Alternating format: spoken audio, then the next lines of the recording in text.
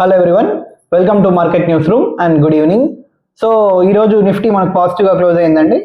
So ఎలా market ఎలా move అయింది, తర్వాత మార్కెట్ టాప్ గెయినర్స్ ఏంటి, లూజర్స్ ఏంటి, తర్వాత మెయిన్ టాప్ న్యూస్ ఏంటి ఈరోజు అనేది మనం 1 by 1 చూద్దాము.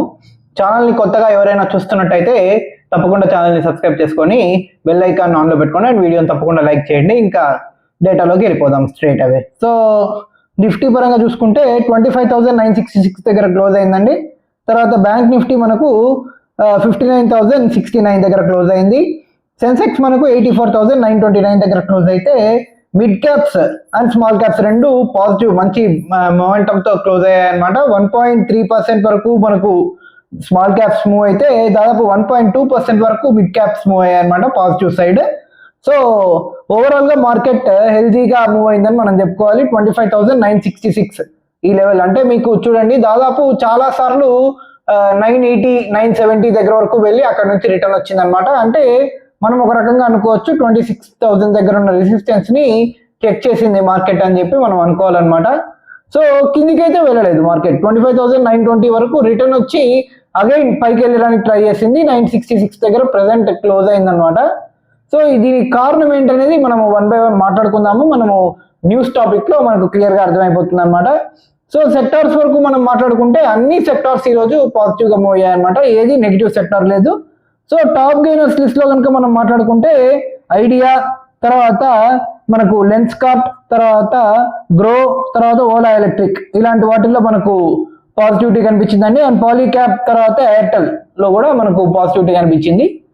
ఇవన్నీ మనకు పాజిటివ్ గా క్లోజ్ అయ్యాయి అనమాట. మనకు మనం చెక్ చేస్తే ఒకసారి లెన్స్కార్ట్ కి సంబంధించి వాళ్ళ గైడెన్స్ అనమాట. అది ఏంటి అంటే వాళ్ళ మార్కెట్ షేర్ ప్రస్తుతానికి 5% ఉన్న మార్కెట్ షేర్ అనేది 40% కు వాళ్ళు పెరుగుతుందని చెప్పి వాళ్ళు టార్గెట్ పెట్టుకున్నారు. ప్లస్ వాళ్ళు చెప్తున్నారు అనమాట 40% కు పెరగాలి మేము అనేది మా టార్గెట్ అన్నట్టు.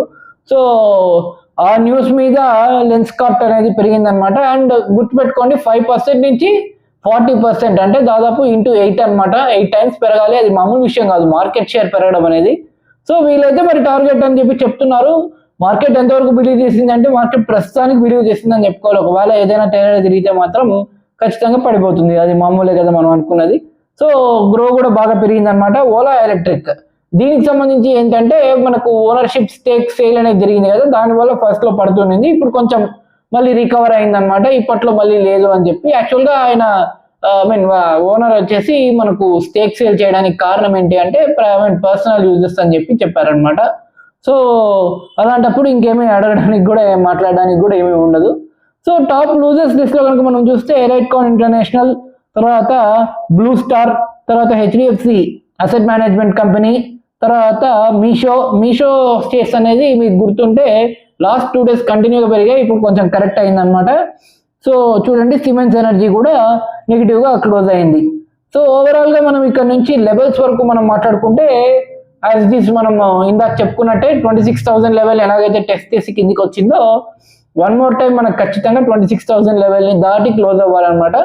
సో మండే ఎలా మూవ్ అవుతుంది అనేది క్లీన్ గా అబ్జర్వ్ చేయాలి. సో ఏం జరుగుతుంది అనేది చూద్దాము. అండ్ ఒకవేళ దాన్ని దాటి వెళ్తే కనుక 26,000 ని దాటి వెళ్తే మనకు ఖచ్చితంగా 26,100 అనేది ఫస్ట్ టార్గెట్ అనమాట. దెన్ మనకు చూడండి నెక్స్ట్ టార్గెట్ 26,200 ఉంటుంది. అండ్ డౌన్ సైడ్ మనకు సపోర్ట్ లెవెల్ మాట్లాడుకుంటే యాజ్ ఇది రేంజ్ బౌండ్ అనేది ఏదైతే మనం 500 points రేంజ్ అనేది మాట్లాడుకుంటున్నామో అదే అనమాట. 25,000 to 25,700 to 25,800 ఈ లెవెల్ దగ్గరకు వచ్చినాక ఆటోమేటిక్ గా బయింగ్ రావడం, మార్కెట్ అక్కడ నుంచి పైకి వెళ్ళడం ఇలాగే జరుగుతుంది కదా. ఇప్పుడు మళ్ళీ అలాగే జరిగింది. సో 25,700 అనేది ఒక సపోర్ట్ కింద మనం చూడొచ్చు. అండ్ నన్ను అడిగితే మాత్రం మెయిన్ గా 25,500 దగ్గర అన్నమాట మాక్సిమం లిమిట్ మార్కెట్ కిందికి వెళ్ళడానికి. ఒకవేళ వెళ్ళాలనుకుంటే 25,500 కంటే కిందికి వెళ్తే మాత్రం చాలా సివియర్ కరెక్షన్ వచ్చే ఛాన్స్ ఉంటుంది. నాకు తెలిసి 25,000 వరకు కూడా వెళ్ళిపోయే ఛాన్స్ నాకైతే కనబడుతుంది అనమాట ఒకవేళ కిందికి వెళ్తే. అండ్ అప్పర్ సైడ్ మాత్రం మనకు చాలా రెసిస్టెన్సెస్ ఉన్నాయి, దాదాపు 3 అని మనం చెప్పుకోవచ్చు. ఫస్ట్ రెసిస్టెన్స్ వచ్చేసి 26,000 దగ్గర కనబడుతుంది. నెక్స్ట్ రెసిస్టెన్స్ వచ్చేసి 26,100 26,110 దగ్గర కనబడుతుంది. అండ్ అగైన్ 26,150 160 దగ్గర కూడా మైనర్ గా కనపడినా మెయిన్ గా మనకు 26,220 ఆ లెవెల్ దగ్గర వరకు మనకు కనపడుతుంది. అగైన్ హైకి వెళ్ళిన తర్వాత మనకి ఎక్కడైతే కరెక్షన్ అయిందో 26,300 దగ్గర అక్కడ నుంచి కూడా మనకు ఒక రెసిస్టెన్స్ కింద మనం తీసుకోవచ్చు. ఓవరాల్ గా చూడాలి, కాల్ ఆప్షన్స్ అనేది 26,500 దగ్గర బిల్డ్ అయి ఉన్నాయి కాబట్టి ఎలా జరుగుతుంది ఏంటనేది మెయిన్ గా చూడాల్సి ఉందన్నమాట. సో ఈరోజు top news of the day ఏంటనేది మనం 1 by 1 మాట్లాడుకుందాము. So first of all bank of Japan వీళ్ళు ఇంట్రెస్ట్ రేట్స్ అనేది పెంచారు, 25 బేసిస్ పాయింట్స్ పెంచారనమాట, 0.75%కి వెళ్ళిందనమాట. సో ఇది గుర్తుపెట్టుకోండి, వీళ్ళకు దాదాపు 3 డికేట్స్ నుంచి వీళ్ళు సేమ్ ఇంట్రెస్ట్ రేట్స్ ఉన్నారనమాట. దాదాపు వాళ్ళ మార్కెట్ పెద్దగా రిటర్న్స్ ఇచ్చింది కూడా లేదు. సో జపాన్ వాళ్ళు ఏం చేశారంటే ఆటోమేటిక్ గా ఎన్ని డాలర్స్ లో కన్వర్ట్ చేసి యుఎస్ మార్కెట్ లోను, తర్వాత ఇండియన్ మార్కెట్ లోను, కొంచెం ఇలా రకరకాల మార్కెట్స్ లో, యూరోపియన్ మార్కెట్స్ లోను, ఇలా రకరకాల వాటిలో వాళ్ళు ఇన్వెస్ట్ చేసుకుంటూ వెళ్ళారనమాట. అక్కడ ఎక్కువ రిటర్న్ వస్తుంది కాబట్టి ఇప్పుడు 0.75% కు వాళ్ళు పెంచారు కదా. సో ఏమైనా నెగిటివ్ గా మూవ్ అవుతుందా అని చెప్పి అందరూ అనుకున్నారు. యాక్చువల్ గా యుఎస్ మార్కెట్ కి కానీ లేకపోతే మన లాంటి ఎమర్జింగ్ మార్కెట్స్ కి కానీ ఏమైనా నెగిటివ్ అవుతుందా అని చెప్పి అందరూ అనుకున్నారు. కానీ నో, మార్కెట్స్ అయితే ప్రస్తుతానికి పాజిటివ్ గా మూవ్ అయ్యాయి. దానికి కారణం ఏంటి అంటే వాళ్ళ స్టాన్స్ ఏదైతే తీసుకున్నారో న్యూట్రల్ స్టాన్స్ మెయింటైన్ చేశారు. అంటే నెక్స్ట్ టైం ఒకవేళ రేట్ కట్ ఉంటుందా అంటే రేట్ కట్ ఉండొచ్చు, లేకపోతే రేట్ హైక్ ఉండొచ్చు, ఏది చెప్పలేమన్నట్టు ఒక మిడిల్ స్టేజ్ లో న్యూట్రల్ గా వాళ్ళు మెయింటైన్ చేస్తున్నారు అనమాట. సో ఇది ఒక పాజిటివ్ సైన్ అని చెప్పుకోవాలి, ఎందుకంటే పెంచుతాం మళ్ళీ అని చెప్పి వాళ్ళు ఎక్కడ కన్ఫర్మ్ చేయలేదు కాబట్టి అన్నట్టు మార్కెట్ తీసుకునేది. సో ఓవరాల్ గా మనకు చూసుకుంటే మన బార్డర్ సైడ్ చూసుకుందాము. ఈ న్యూస్ ఒకటి వచ్చింది అనమాట. ఇది ఏంటంటే ఉస్మాన్ హడీ, ఇతను ఒక terrorist, one of the terrorist అని చెప్పుకోవాలి, ఎందుకంటే ఇతను ఒక అక్కడ బంగ్లాదేశ్ లో పొలిటీషియన్ అనమాట. సో ఇతను ఏం చేశాడంటే లేటెస్ట్ గా మనకు బంగ్లాదేశ్ మ్యాప్ ని కొత్తగా రిలీజ్ చేశాడు. ఏమని, మన 7 సిస్టర్ స్టేట్స్ ఏవైతే ఉన్నాయో నార్త్ ఈస్ట్ లో, అంటే మనకు మేఘాలయ, అస్సాం, త్రిపుర, తర్వాత అరుణాచల్ ప్రదేశ్, ఈ స్టేట్స్ అన్నిటినీ కలిపి అఖండ్ బంగ్లాదేశ్, లేకపోతే ఇదేదో బంగ్లాదేశ్ మెయిన్ పార్ట్ అన్నట్టు ఒక కొత్త మ్యాప్ రిలీజ్ చేశాడు. సో రిలీజ్ చేశాడు, కట్ చేస్తే 24 అవర్స్ కూడా తిరగలేదు అనుకుంటాను, 24 to 48 అవర్స్ కూడా తిరగలేదు. 2 వ్యక్తులు బైక్ మీద వచ్చి ఆయన కాల్ చేశారనమాట. సో ఇప్పుడు సిచ్యువేషన్ ఏంటంటే చాలా రోజులు ట్రీట్మెంట్ చేసుకొని మొత్తానికి చచ్చిపోయాడు. సో అలా జరిగేసరికి ఇప్పుడు బంగ్లాదేశ్ లో విపరీతమైన గొడవలు నడుస్తున్నాయి అనమాట. దాదాపు ఇష్టం వచ్చినట్టు చేస్తున్నారు. And more over Indian embassy మీద కూడా అటాక్ చేయడానికి ట్రై చేశారనమాట. సో అండ్ మోర్ ఓవర్ మనకు బంగ్లాదేశ్ వాళ్ళ ఫాదర్ ఆఫ్ నేషన్ అని ఎవరైతే చెప్పుకుంటారో షేక్ ముజీబుర్ రెహమాన్, అంటే మనకు ఈమె ఉన్నారు కదా, ఇప్పుడు మనకు లాస్ట్ టైం పారిపోయి వచ్చిన ఆమె ఎవరైతే ఉన్నారో ప్రైమ్ మినిస్టర్ వాళ్ళ ఫాదర్ అనుకుంటాను, సబ్జెక్ట్ కరెక్షన్. సో వాళ్ళ ఇంటిని కూడా తగలబెట్టేశారనమాట కంప్లీట్ గా. సో విపరీతమైన వైలెన్స్ అయితే బంగ్లాదేశ్ లో నడుస్తుంది, ఢాకాలో. సో ఒకవేళ ఎవరైనా సరే వెస్ట్ బెంగాల్ కి కూడా ఇది ఒకవేళ వెస్ట్ బెంగాల్ కూడా ఇది ఏమైనా ఈ వైలెన్స్ అనేది షిఫ్ట్ అవుతుందా అనేది కూడా చూస్తుండాలి. ఇండియా కింగ్ అబ్జర్వ్ చేస్తుంది అనమాట. సో ఒకవేళ ఇది కనుక వెస్ట్ బెంగాల్లోకి స్పిన్ అయితే మాత్రం ఖచ్చితంగా ఇండియన్ ఆర్మీ మాత్రం యాక్షన్ తీసుకునే ఛాన్స్ ఉంటుంది. ఎందుకంటే బంగ్లాదేశ్ కు బోత్ సైడ్స్, మనం ఒక విషయం గుర్తుపెట్టుకోవాలి, Bangladesh is completely surrounded by India on 3 sides. And మనకు చాలా చిన్న బార్డర్ మాత్రం వాళ్ళకు మయన్మార్ తో ఉంది, అది పెద్ద బార్డర్ కాదని చెప్పుకోవాలి. అండ్ మొత్తం వాళ్ళ బార్డర్ అంతా కంప్లీట్ గా ఇండియాతోనే ఉంది కాబట్టి వాళ్ళు ఏదైనా తేడా చేస్తే మాత్రం వాళ్ళ కంట్రీ మ్యాప్సే మారిపోతాయి అన్నమాట. సో ఏం చేస్తారు వాళ్ళు అనేది వాళ్ళ చేతిలోనే ఉందన్నమాట ప్రస్తుతానికి. సో ఇది మన బార్డర్ కి సంబంధించిన న్యూస్ అని చెప్పుకోవాలి. ఓవరాల్ గా మనం చూడండి, ఇది ఒక న్యూస్ అన్నమాట. లేటెస్ట్ గా ఇంకొక న్యూస్ వచ్చింది, ఇది టెక్ కి సంబంధించింది. సో ఏంటి అంటే లేటెస్ట్ గా ఇండియన్ మేడ్, అంటే మన own Indian made indigenous 1.0 GHz 64-bit processor అనేది మైక్రో ప్రాసెసర్ ని మనం తయారు చేసుకున్నాం అనమాట. సో ఇది గుడ్ న్యూస్ అని మనం చెప్పుకోవాలి. ఇది మెయిన్ గా యూజ్ అయ్యేది వచ్చేసి కమ్యూనికేషన్, తర్వాత మనకు చూడండి మెయిన్ గా డిఫెన్స్, ఇలాంటి వాటిల్లో మనకు బాగా యూజ్ అవుతుంది. ధ్రువ్ 64 అనమాట, ధ్రువ్ అని పేరు పెట్టారు దీనికి. సో ఓవరాల్ గా మనకు మెయిన్ ఏమంటే టెక్ సెల్ఫ్ రిలయన్స్ అనమాట. అంటే మన టెక్నాలజీ మనదే అనమాట, ఓన్ ఇండియన్ మేడ్ టెక్నాలజీయే టార్గెట్ అని చెప్పి మనం చెప్పుకోవాలి. సో అందులో మన కీ స్టెప్ అని మనం చెప్పుకోవాలన్నమాట. అండ్ ఈరోజు చూడండి షేర్స్ వరకు మనం మాట్లాడుకుంటే ఈ ICICI asset management company AMC వచ్చేసి మనకి ఈరోజు లిస్ట్ అయింది. మంచి లిస్టింగ్ గెయిన్స్ వచ్చాయి అనమాట, 20% వరకు గెయిన్ ఇచ్చింది. సో ఓవరాల్ గా దీని టార్గెట్ ప్రైస్, దీనికి సంబంధించిన గైడెన్స్ కూడా బ్రోకరేజెస్ చాలా మంచిగా ఇచ్చారు. సో ఫర్దర్ గా ఇది మంచిగా గ్రో అయ్యే ఛాన్స్ ఉంది. అలాగని చెప్పి ఇప్పుడు కొనొద్దండి, కొంచెం కరెక్షన్ ఎక్కడైనా వస్తుంది. మనకి ఏం జరుగుతుందంటే కొత్తగా లిస్ట్ అయినప్పుడు ఆటోమేటిక్గా లిస్టింగ్ గెయిన్స్ అనేది కామన్ గా వస్తాయి. బట్ ఎక్కడి నుంచి అయితే ప్రాఫిట్ బుకింగ్ చేస్తారు, జనరల్ గా ప్రాఫిట్ బుకింగ్ జరుగుతుంది అనమాట. ప్రాఫిట్ బుకింగ్ జరిగినప్పుడు ఆటోమేటిక్ గా షేర్స్ అనేది మళ్ళీ కిందికి వస్తాయి. సో ఆ కరెక్షన్ అనేది వచ్చినప్పుడు అప్పుడు మాత్రం మీరు ఎంటర్ అవ్వండి. అండ్ ఈ టైంలో మనకు ప్రీమియంలో ఎంటర్ అయినప్పుడు మాత్రం ఖచ్చితంగా కొంచెం దూరంగా ఉండమని అయితే నేను సజెస్ట్ చేస్తాను అనమాట. సో ట్రంప్కి సంబంధించి ఒక న్యూస్ ఉందన్నమాట. ట్రంప్ ఏం చేశాడంటే గ్రీన్ కార్డుకి సంబంధించి లాటరీ సిస్టమ్ ఏదైతే ఉందో దాన్ని క్యాన్సిల్ చేశాడు.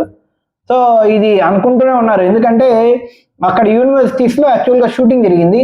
సో షూటింగ్ జరిగినప్పుడు దానికి కారణం ఏంటనే ఎంక్వైరీ చేస్తే ఆటోమేటిక్ గా గ్రీన్ కార్డ్ హోల్డర్ అనమాట కాల్చింది. సో గ్రీన్ కార్డ్ హోల్డర్ ఎలా వచ్చాడంటే లాటరీ సిస్టమ్ త్రూ వచ్చాడు.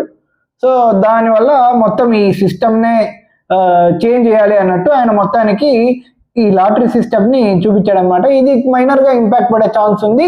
ఎవరైతే ఇండియన్స్ వీసా హోల్డ్ చేస్తున్నారు ప్రస్తుతానికి యుఎస్ వీసా, వాళ్ళు గ్రీన్ కార్డ్ కావాలనుకుంటే మాత్రం వాళ్ళకు ఒక ఇంపాక్ట్ పడే ఛాన్స్ ఉంటుందన్నమాట. సో ఈరోజు మనం పార్లమెంట్ సెషన్ వరకు మనం మాట్లాడుకుంటే పార్లమెంట్ లో మనకు మొన్న జరిగిన గొడవ మీకు గుర్తుండే ఉంటుంది. సో లేటెస్ట్ గా నరేగా మనకు ఏదైతే రూరల్ ఎంప్లాయ్మెంట్ సంబంధించింది ఉందో దాని పేరు మార్చేశారనమాట. సో దాని పేరు కొత్తగా ఏం పెట్టారంటే విబిజీ రామ్జీ అని పెట్టారు, అంటే వికసిత్ భారత్ వికసిత్ భారత్ అని పెట్టారనమాట విబి.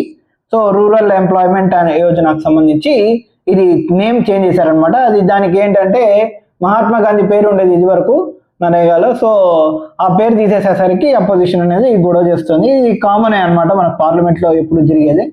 అండ్ మోర్ ఓవర్ ఈరోజు హైలైట్ చూడండి, హైలైట్ న్యూస్ ఏంటంటే రూపీ చాలా స్ట్రెంత్ అయింది. So rupee once again 90 below వచ్చేసింది అనమాట, 89 దగ్గరకు వచ్చేసింది. 91 దగ్గర వరకు వెళ్ళిండేది చూడండి, దాదాపు 2 రూపీస్ కరెక్ట్ అయింది. 89.2 దగ్గరకు వచ్చింది ఆల్మోస్ట్. అక్కడ నుంచి కొంచెం మళ్ళీ పైకి వెళ్ళి 89.6 దగ్గర క్లోజ్ అయింది అనమాట. ఇది గుడ్ సైన్. 89.5 ఇక్కడ వరకు ఉంది కదా ప్రస్తుతానికి. ఆ తర్వాత కూడా మళ్ళీ 88.5 వరకు వచ్చి కంట్రోల్ అవుతే మాత్రం మంచి న్యూస్ అని మనం చెప్పుకోవాలి. దాని మూలంగానే అనుకుంటాను ఎఫ్ఐఎస్ కూడా కంటిన్యూగా బయింగ్ సైడ్ ఉంటున్నారు. నిన్న కూడా బై చేశారు కదా. సో ఈ రోజు డేటా కూడా మనం మాట్లాడుకుందాం. ఓవరాల్ గా మనకు చూడండి ఈ న్యూస్ ఒకటి హైలైట్ న్యూస్ అనమాట. ఇది కొంచెం గ్లోబల్ గా ఇంపాక్ట్ చేసే న్యూస్ అని మనం చెప్పుకోవాలి. యూరోపియన్ యూనియన్ వాళ్ళు ఎమర్జెన్సీ మీటింగ్ పెట్టారు. దేనికి సంబంధించి అంటే రష్యన్ అసెట్స్ ఏవైతే ఫ్రీజ్ చేశారో దానిని యుక్రెయిన్ కు వాడడానికి. యుక్రెయిన్ చాలా నష్టపోయింది ఫైనాన్షియల్ గా. సో రష్యాకి సంబంధించిన అసెట్స్ ఏవైతే ఉన్నాయో వాటిని వాడి యుక్రెయిన్ డెవలప్ చేస్తామన్నట్టు మాట్లాడారు అనమాట. దానికి సంబంధించి రష్యా వాళ్ళు చాలా స్ట్రాంగ్ గా రియాక్ట్ అయ్యారు. ఆయన యూరోపియన్ యూనియన్ లీడర్స్ ని మాత్రం పుతిన్ ఎవరైతే ఉన్నారో ఆయన ఇష్టం వచ్చి తిట్టేశాడు ఫుల్ గా.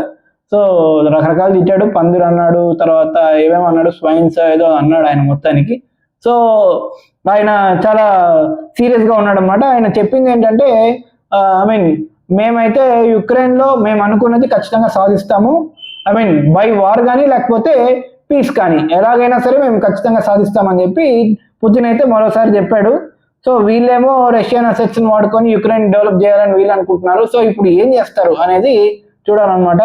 చాలా సీరియస్ కాన్సిక్వెన్సెస్ ఉంటాయి అనమాట అలాంటివి చేసినప్పుడు, ఎందుకంటే లీగల్ గా కరెక్ట్ కాదు, చాలా రిస్క్. సో ఇప్పుడు ఏం చేస్తారు యూరోపియన్ యూనియన్ వాళ్ళు అనేది మెయిన్ గా చూడాలి. అండ్ మోర్ ఓవర్ చూడండి ఇదొక న్యూస్ అయితే మనకు సంబంధించింది, మన ట్రేడ్ కి సంబంధించింది అయితే మనం చూడండి ట్రేడ్ డీల్ మనకు ట్రేడ్ డెఫిసిట్ ఏదైతే ఉందో చైనాతో మనకు చాలా ట్రేడ్ డెఫిసిట్ ఉంది. అది ఇంకా పెరిగింది అనమాట. ప్రస్తుతానికి $106 బిలియన్ వరకు వెళ్ళిపోయింది. అయితే ఇక్కడ మనం ఒక విషయం గుర్తుపెట్టుకోవాలి, ఇది వరకు మనం చైనా నుంచి ప్రోడక్ట్స్ ని డైరెక్ట్ గా ఇంపోర్ట్ చేసుకునే వాళ్ళము. సో ఇప్పుడు ఎందుకు స్టిల్ పెరుగుతోంది అంటే ఇప్పుడు ప్రోడక్ట్స్ ని మనం ఇంపోర్ట్ చేసుకోవడం కంటే కూడా మెయిన్ గా దాన్ని మ్యానుఫ్యాక్చర్ చేసే పార్టికల్స్, అంటే ఒక రకంగా మనం మాట్లాడుకుంటే రా మెటీరియల్ అనమాట. రా మెటీరియల్ ని ఇంపోర్ట్ చేసుకుంటున్నాం, అది మస్ట్ అండ్ షుడ్. సో మన మేక్ ఇన్ ఇండియా ఇంపాక్ట్ అయితే దీని మీద పడలేదు, కానీ మనకు మెయిన్ గా స్టిల్ మనకు చైనాతో ఉండే డెఫిసిట్ ఏదైతే ఉందో అది పెరిగింది అనమాట. సో ఇది పెరుగుతుంది తప్పదు, బట్ అట్ సర్టన్ పాయింట్ వరకు మనం చూసుకోవాలి. ఎందుకంటే మనకు రా మెటీరియల్ ఏదైతే ఉందో అది మన ఇండియాలో అడ్జస్ట్ చేసుకునేంత వరకు చైనానే అనమాట సప్లయర్. అండ్ ఒక విషయం గుర్తుపెట్టుకోవాలి, ఇండియాకి మాత్రమే కాదు చైనా వరల్డ్ వైడ్ గా బిగ్గెస్ట్ సప్లయర్ గా ఉంది ఈ విషయంలో. సో చూడాలి ఓవరాల్ గా ఏం జరుగుతుంది అనేది. సో పార్లమెంట్ లో బిల్ వరకు మనం మాట్లాడుకుంటే లేటెస్ట్ గా చూడండి సివిల్ న్యూక్లియర్ పవర్ బిల్ అనేది కూడా గవర్నమెంట్ మనకు పార్లమెంట్ అనేది అప్రూవ్ చేసింది అనమాట. సో బిల్ అప్రూవ్ అయింది. సో ఇంక నుంచి మనకు సివిల్ పవర్ సంబంధించి కూడా న్యూక్లియర్ పవర్ని వాడడానికి మనము ఇంపోర్ట్ చేసుకోవడానికి కూడా గ్రీన్ సిగ్నల్ ఇచ్చినట్టు గవర్నమెంట్ చూడొచ్చు మనము. సో ఓవరాల్గా ఇది ఓన్లీ సివిల్కి సంబంధించింది అనేది మనం గుర్తుపెట్టుకోవాలి. అది కూడా స్ట్రిక్ట్ రిస్ట్రిక్షన్స్ తోటే ఉంటుంది, ఎందుకంటే it is not a small thing. యురేనియంని కానీ ఇలాంటి చాలా డేంజరస్ పార్టికల్స్ మనం ఇంపోర్ట్ చేసుకునేటప్పుడు చాలా సివియర్గా ఇంపాక్ట్ ఉంటుంది కాబట్టి చాలా కేర్ఫుల్గా ఉండాలన్నమాట. గవర్నమెంట్ అన్ని ప్రికాషన్స్ తీసుకుంటామని అయితే చెప్పింది, ఎందుకంటే ప్రైవేట్ ఫర్మ్స్ దగ్గరికి ఇస్తున్నారు కాబట్టి చాలా సివియర్గా ఉండాలన్నమాట. ఐ మీన్ రూల్స్ అనేది చాలా స్ట్రిక్ట్గా ఉండాలి. అదే గవర్నమెంట్ కూడా చెప్తోంది. అండ్ బిల్ అయితే ఖచ్చితంగా అప్రూవ్ అయిపోయింది అనమాట. సో మనం ఈరోజు ఎఫ్ఐఎస్ఏ డిఐఎస్ డేటా మనం మాట్లాడుకుంటే రూపీ స్ట్రెంత్ అవ్వడము దీని గురించి మనం మాట్లాడుకున్నాం కదా. దీనికి ఇంకొక రీజన్ కూడా చూడండి. ఎఫ్ఐఎస్ బయింగ్ సైడ్ ఉన్నారు. అగైన్ ఈ రోజు కూడా 1800 crores వరకు వాళ్ళు బై చేశారనమాట. అండ్ డిఐఎస్ కూడా బై చేశారు, 5700 crores బై చేశారు. సో వీళ్ళు కంటిన్యూగా బై సైడ్ ఉండడం అనేది ఒక గుడ్ మూవ్ అనే మనం చెప్పుకోవాలి. అండ్ మోర్ ఓవర్ ఈరోజు వచ్చిన ర్యాలీ కూడా షార్ట్ కవరింగ్ ర్యాలీనా అనేది కూడా మనం చూడాలి. సో అది తెలుస్తుంది అనమాట మనకి. యాక్చువల్గా వాళ్ళైతే 92% షార్ట్స్ అయితే మెయింటైన్ చేస్తున్నారు. అండ్ మోర్ ఓవర్ క్యాష్ మార్కెట్లో కూడా వాళ్ళు బై అయితే చేస్తున్నారు కదా. 1800 crores ఈరోజు బై చేశారు. అండ్ డిఐఎస్ వచ్చేసి 5700 crores బై చేశారు. వీళ్ళు కంటిన్యూగా డిఐఎస్ అయితే కంటిన్యూగా బయింగ్ సైడే ఉంటున్నారు. సో ఇంకొంచెం పెరిగితే మాత్రం ఎఫ్ఐ బయింగ్ అనేది గుడ్ న్యూస్ అని మనం చెప్పుకోవాలన్నమాట. సో ఎలా ఉంటుంది అనేది చూడాలి, ఎందుకంటే జపాన్ ఇంట్రెస్ట్ రేట్స్ అనేది మెయిన్ ఇష్యూగా అనుకున్నారు. అండ్ అది తేలిపోవడం తోటి ఇప్పుడు నెక్స్ట్ వీక్ నుంచి ఏం చేస్తారు అనేది చూడాలి. అందులోనూ మెయిన్గా మనకు క్రిస్మస్ ఇది వస్తుంది కాబట్టి నెక్స్ట్ దీంట్లో యుఎస్ మార్కెట్స్ అనేవి కొంచెం యుఎస్ మార్కెట్స్ క్లోజ్లో ఉంటాయి. సో మన మార్కెట్స్ కొంచెం ఓపెన్లో ఉంటాయి కాబట్టి ఎంతవరకు యాక్టివిటీ ఉంటుంది, వాల్యూమ్స్ ఎంతవరకు ఉంటాయి అనేది మాత్రం క్లీన్గా అబ్జర్వ్ చేయాల్సిన విషయం అనమాట. సో చూడాలి మార్కెట్ ఎలా మూవ్ అవుతుంది అనేది. ఓవరాల్గా నేనైతే ఈ రేంజ్ బౌండ్ నుంచి బయటపడడానికి ఖచ్చితంగా ట్రేడ్ డీలే ఇంపాక్ట్ అని అనుకుంటున్నాను. అండ్ ట్రేడ్ డీల్ కూడా ఎలా జరుగుతుందని చూడాలి, ఎందుకంటే మనం యూఎస్ఏ కంటే ముందే చాలా కంట్రీస్తో ట్రేడ్ డీల్ అయితే చేసేసుకుంటున్నాము. కొన్నిటితో ఆల్రెడీ అప్లికేషన్లో కూడా వచ్చేస్తుంది కాబట్టి యూఎస్ఏతో డీల్ ఎప్పుడవుతుంది అనేది కూడా ఒకసారి చూడాల్సి ఉంటుంది. ఓవరాల్గా ఇదనమాట ఈరోజు మార్కెట్ న్యూస్ అనేది. వీడియోని చివరి దాకా చూసినందుకు థ్యాంక్ యూ సో మచ్. మీకు కంటెంట్ మనకు నచ్చినట్టయితే తప్పకుండా లైక్ చేసి షేర్ చేసి సబ్స్క్రైబ్ చేయండి. మళ్ళీ రేపు మార్కెట్ అనాలిసిస్ వీడియోలో మళ్ళీ కలుద్దాం. అంటే then take care, bye bye and good night.